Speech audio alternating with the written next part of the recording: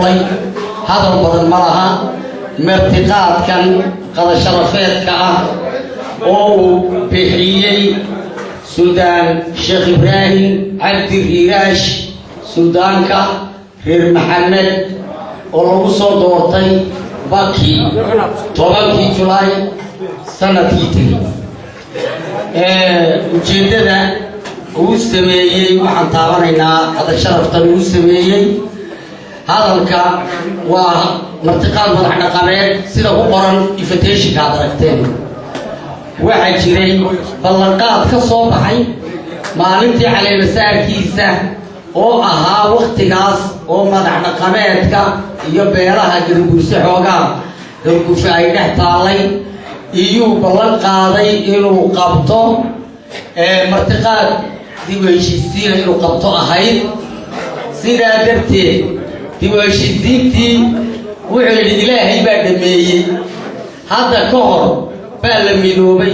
oo ay dhamaatay balse waxaan qabanayaa anigoo fulinaya ballantaydiina sheegayana goobta aan kaga baxay ballan nin weyn hadduu galo way meeshu kaga baxayo ku fulinayana la og yahay waxaan markaati gelinayaa buuri hawshii aan ballan qaaday in aan ku marti ugu qalayo dib u heshiisiinta dhacday nasiibkayga hortay wuxuu ugu magac daray waqasha midnimada beelaha Galguurse waxa kaloo raaciyay anigoo ku hadlaya afkii sultaankayga Sultaan Sheekh Ibraahim Cabdi Hiraash mar labaad wuxuu ka mahadnaqayaa gurmadkii iyo waxqabadkii Samaroon maanta uu geystay abaarihii ka dhacay gobolka Awdal iyo Sanaag waxa kaloo mar saddexaad uu ka mahad celinayaa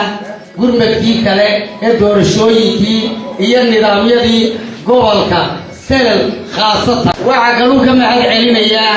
dagaalkii dhiigga colaadii xurguftii keentay dhimashada ee uu ku dhintay marxuumkii Xariirad uu ku dhintay dhibaato badanna keentay sida ay isku xakameeyeen beelaha ku wajahan galbeedka gobolka Awdal ee ay u ilaaliyeen nabadgelyada intaa wuxuu raacinayaa anoo ku hadlaya magaca suldaanka Sultaan Sheekh Ibraahim Cabdi Hiraash waxa uu sheegay in uu leeyahay Galguurse maanta golo salaadiin oo guurtiya oo dhisan sidaa darteed wuxuu ku gubaabinayaa anoo ku hadlaya afkiisa in wixii dhiman heshiisku mar qura ma wada dhamaado isagoo ku mahad celinaya sida loo heshiiyay iyo dadaalka la galayba in golaha salaadiintu wixii dhiman ee guddiga ee dhisani ay sii ambaqaadaan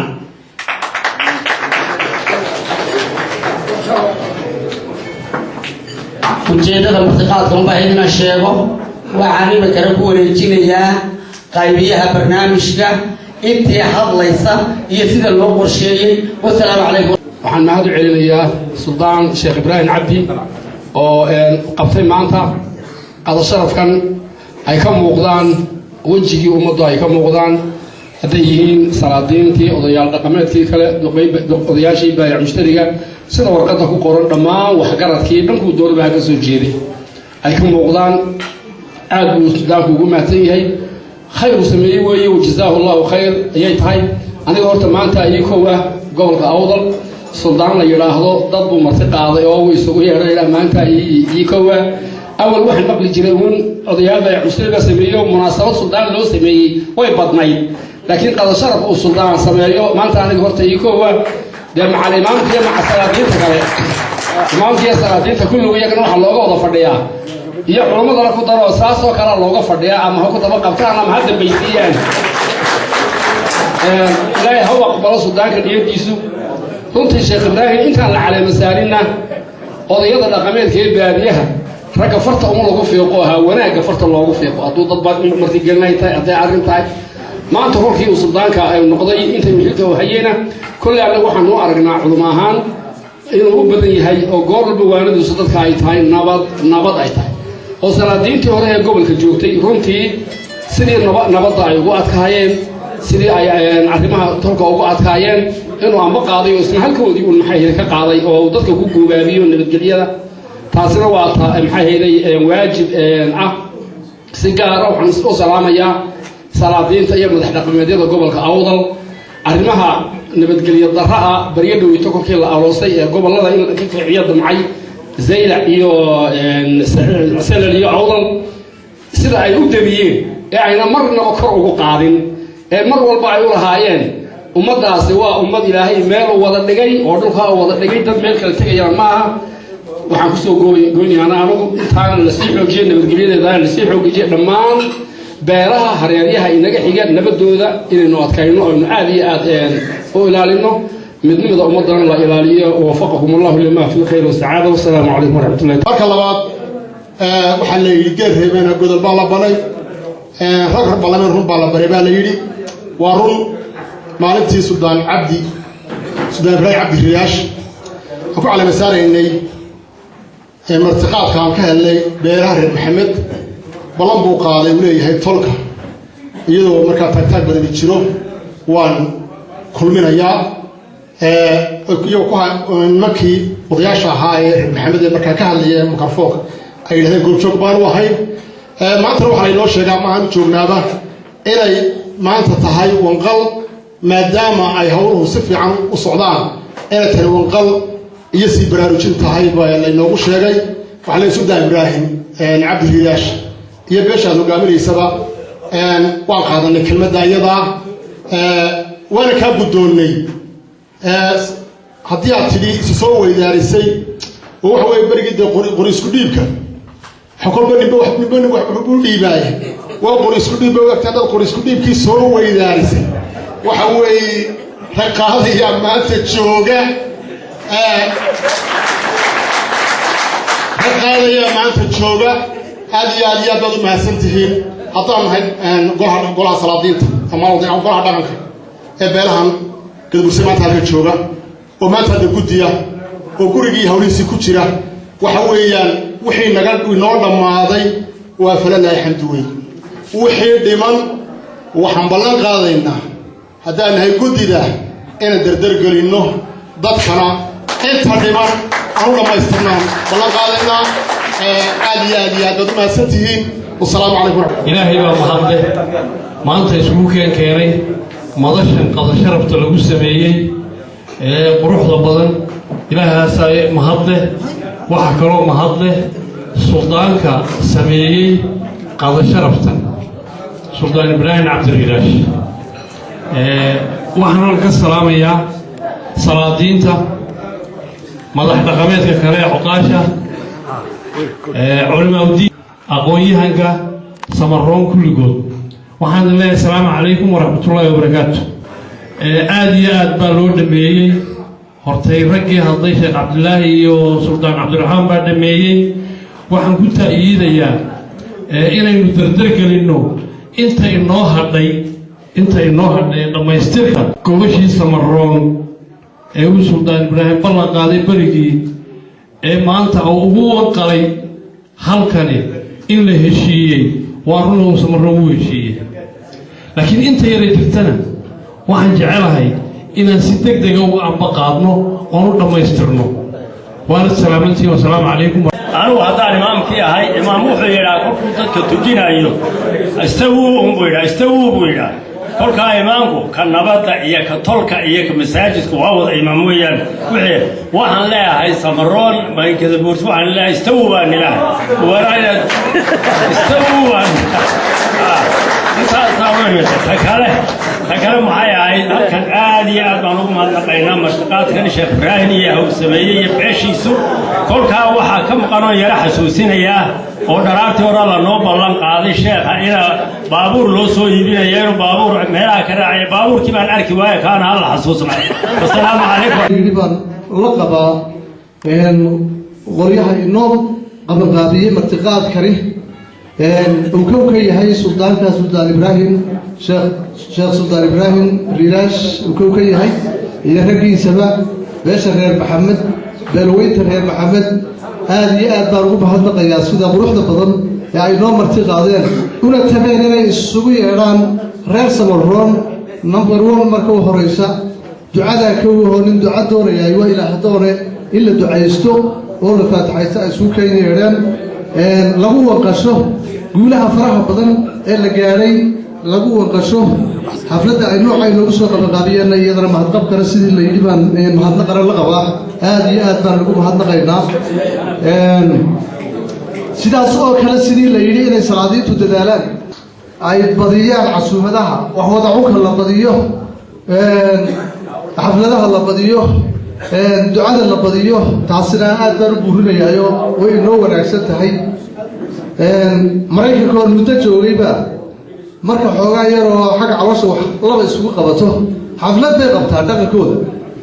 la leeyahay waa la isu urxaanaya halkaas ay isu jaamaxaan haddana waa gaana baynu dhaw waa iska dadka ehludiinka weeyaan meel walba kolley diinta ay maaragtay ka soo tixraacayaan marka kolleyba kolka maaragtay bulshooyinku ay nolosheeda ama isu qabtaan ama ay halgabayaanba casuumadaha iyo wax wada cunka iyo isu ducaynta horta waa lagu wada maarmaano taana waan buurinaya xilli kasta oo lagu jiro bini'aadamku goob kasta uu joogo in kasta oo meel degada noocaasana inay wada fadhiyadu bataan shirarku bataan iyada oo la doonayo in laga dabaasho xilliga dhibaatooyinka jira la doonayo marka taas la yiri dardargelin baynu u baahanahay hawlaha intii naga dhiman hawlo badan baa intii naga dhiman bini'aadamka way ka wada dhibeen maalin kasta oo la joogo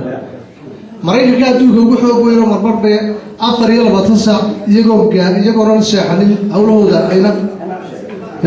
u kala hoyanin innaga waxaad moodaa badanaa xafladaha iyo qaylka ku yar dhamaysanaa hawlaheena marka hore la soo fadhiistay waxa la oranayaa waa horta aan isla gaarno salaada casar marka laga baxana hawlaha la yar bilaabay waxa la oranayaa markii hadana galay barray loo soo noqonaynaa baa la leeyahay hawsha dhimanay marka loo taagayna waa hawl walbuula taa waxaa lagu buurin lahaa inaynu nimayo hawlaheena aad iyo aad markaynu u fadhiisano ayna ka degdegin ilaa intaynu isu dhammaystirayno waxaanu noqon lahaa hawlaha intaynu danteennay ku jirta inaynu haruuda dejisano ducada dhammaystirano insha allahu waxaana mas-uuliyadda ugu dambaysa qaadayo oo sii dardargelinaya salaadiinteenna bay ugu sarraysa oo golaha loo duubay oo loo ururay ah ayaa insha allah oo dadna ragga aan ku jira hadda warigana Suudaanku uu dhiibay qoratoobkii markaa waxaan leeyahay aad baad mahadsantihiin magaaladeena wax ku yardari lahaa ducay u yar baahan tahay waxaan maanta halkan uga mahadnaqanaa beesha reer maxamed ee soo qabanqaabisay arrinkan xafladan kudayashada mudan iyo suldaanka guud ee beesha reer maxamed suldaan Ibraahim Cabdi Riiraash oo maanta fuliyey ballanqaadkii uu ballan qaaday maalintii la caleemasaarayey ee degmada Baki badankeenu ay wada joognay ballanqaadkii maalintii uu qaaday inuu fuliyey maanta waxaan uga mahadnaqanaa waxaanu leenahay ilaahay ha ka jisaysi jazakallahu khayr haddii aan ka gudbo intaa mahadnaqa xafladani run ahaantii waa xaflad isku keentay oo kulmisay dhammaanba acyaantii beelaha Gadabuursi waxay kulmisay maaragtay madax dhaqameedkii culimaadudiinkii aqoon-yahankii dhalinyaradii saxaafadii iyo cid waliba maanta halkaa cid naga maqani ma jirto waa ilaahay mahadii mar haddii aan maanta xaflad qada sharafa aan iskugu wada nimid oo aan isku wada gacan qaadano waa ilaahay mahadii taasna waa wax ilaahay looga mahadnaqo waxaa jirtay suldaanku markii maalintii uu ballanqaadka fulinayey ama ballanqaadka uu inoo qaaday waxaa jirtay maalintaa taagnaayar baa jirta oo lasoo kala taagan yahay taas ayaa ku dhalisay suldaanka inuu ballan qaado inuu gogol u fidiyo beelaha Gadabuursi si la isku afkarto waxaynu ogsoonnahay in maanta ay marxaladii ka duwan tahay waayo maalin walba waxbaa taagan maanta marxaladii way ka duwan tahay waxaynu aragnaa midnimo ka muuqata beelaha dhammaantoodba waa taayna kulmisay maanta qabyana meesha kama maqna oo kolleyba waxa la yidhi arrini maalin ma wada dhammaato kolley waxaa jira hawlo fara badan oo ina sugaya maanta mar haddii suldaan ibraahim cabdi riiraash isu keenay waxaan leenahay inaan halkaa kasii ambaqaadno oo sidii salaadiintii iga horreysayba ay ballan qaaday waxaan ballan qaadanaa inaan wixii dhiman inaan dhammaystirno anagu wixii dhiman ee la tabayo ee beeluhu ay tabayaan inaanu dhammaystirno haddaanu nahay salaadiintii dhaqan waxaad ogsoontiin oo la socotiin in la dhisay guddi ka kooban gadabuursi guddidaasi tiradeedu waa 6 qofoo guddi ayaa jira taasi waxay idin caddaynaysaa ay muujinaysaa in maanta midnimadii gadabuursigu meel fiican ay marayso oo danihii gobollada loo soo wada jeestay awdal sanal iyo gabilayba inaynu u soo jeedsannay oo aynu danaheenna ka wada hadalno oo aynu u midowno ayay guddidaasina muujinaysaa waxaanu u sheegaynaa dhammaan qurba joog hadday tahay iyo hadduu gudaha joogo iyo hadduu dibadda joogo dadweynaha waxaan u caddaynaynaa in maanta beelihii gadabuursi ay midaysan yihiin ay guddi midaysan leeyihiin ay danahooda ka wada shaqaynayaan wixii dhiman ee aan dhammaystirnayna waxaanu ballan qaadanaa inaanu dhammaystirno taas ayaa naga daacad ah soo saas baynu wada raacay taas baa inoo ballana inaan danaheenna ka shaqayno ee danaha dalka aynu ku nool nahay ee somalilandna aynu ka shaqayno wixii dan somaliland waxaan inaan ka shaqayno iyo qarankeenna inaan ka shaqayno sidii aan u wada noolaan lahayn beelaha aynu wada degannahay somaliland ee aynu jaarka nahay sidii aynu ula dhaqmi lahayn ee si fiican oo walaaltinimo iyo darisnimo aynu kula dhaqmi lahaynna way naga go-an tahay hadalku dheeraan ma leh waxaan kusoo gabagabaynayaa maanta kulankeenna aynu bilownay waa inaanu noqon kulankii ugu horreeyey uguna dambeeyey laakiin waxaan ballan qaadanaa in kulanno fara badan oo kale oo sidan oo kale u qurux badan oo acyaanta beeluhu ay isugu yimaadaan inaan qabanqaabinno ayaa naga go-aana taas baan hirgelinaynaa saasaad nagu ogaanaysin dadweynuhuna in badan baa nala weydiinaya war maxaa si idinka waxaanu caddaynana maanta waxba si naga ahayn oo wax wala nu hagaagsay waxaa inta yaraan dhimanna aanu ballan qaadano inaanu sida ugu dhaqsaha badan leh aanu u dhammaystirano sidaas ayaa baysan yahay kolkuu maxabaysan yahay ama maxabo ilaahay ha ku dhacdo ama maxabo dadka iyo dalku ku dhacaan farxad gariir baa la yidhahdaa hadalladiisu siduu sidaad doonaysiin uma dhacdo horta kolley macaqadadani waxa weeyaan waa qada iiga soo baxday maxabo farxad gariira iiga soo baxday iyada oo dhibaatooyin abaareed oo adagoo indhagu raagay cusurina geliyeen siyaasadihiina xurgufina dhex geliyeen kurtatimo badane ay jiraan dadku dhan kastaba uu eegayo dhana la dhanu buuxiyo uu garan laayahay ayaa ilaahigay taladeennii muwaafaqo nabadgelyadeedii sidii loogu dadaalay alla wuxuu fadhiisiiyey ilaahii caadi lahaana intaa waan baryaynay nimcadiisii raagto buuluxi nooga siiyey barwaaqo mahadlaan arkay ilaahay baan ugu xamdaynaa xamdinaq baa iigu jira xamdinaq alxamdu lilaahi rabbialcaalamiin intaa dhibuhu jireen ilaahay maxabo muslimiinta aan baryaynay raxmad baan baryaynay intiiba ilaahay uu ina siiyo sideenna kalaaba halkaan iskugu nimaadnaba ilaahay inaan u mahadnaqnaan mudannahay waxa weeyaan qada sharaf baan uga jeeday ilaahigayna baryada dhammaantan way bannaantay kuwa watal maxamed ka dhintay allah u naxariisto wixii dhibaato qabeen watal maxamedna allah ka fulo nuqsaamaha badana adduunyadana allah inaga nabadgeliyo nasri iyo fadxi muslimiintaana allah ina siiyo cisi iyo dowladeennana allah inagu anfaco innagana maxaba allah isku keengeliyo raxmadana allah inoo biiriyo nabaadka soo baxayana ku shifada allah inooga yeedho allahuma salli calaa sayidina maxamed